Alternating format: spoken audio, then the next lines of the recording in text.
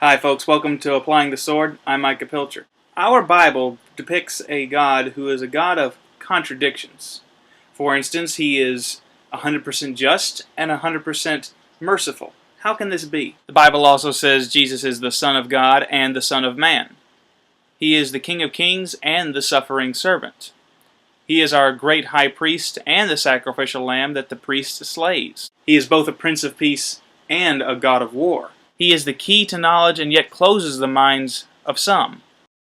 He is the light of the world and yet dwells in darkness. He appeals to our reason and yet reminds us that his ways are not our ways, and that the natural man understandeth not the things of the Spirit of God, for they are foolishness unto him. His yoke is easy, his burden is light, and yet he requires us to give up everything for him. His gospel is called both simplicity and a mystery.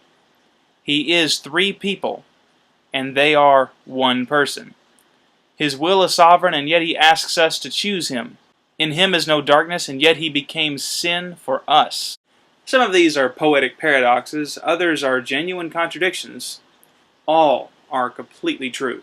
People usually handle the contradictions about God in one of two ways. One, they either use it as a justification to reject God, saying that the contradictions stand as proof that he cannot exist, or they emphasize one truth and minimize or deny the other because they cannot understand or explain the contradiction. This is unfortunately the misguided approach taken by many well-intended Christians. Personally, however, I think that these incongruities are cause to rejoice because they are strong evidence that God created us instead of we creating God. It stands to reason that a computer programmer will understand everything about his creation, but the computer, even if it possessed consciousness, could never understand the programmer. All the other gods of history have been man-made and therefore are made in our image. They share our passions, desires, and methods.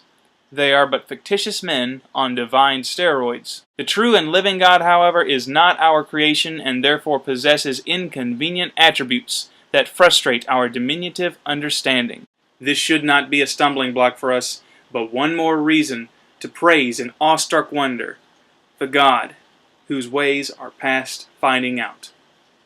All right, well, you folks have a great day, and God bless.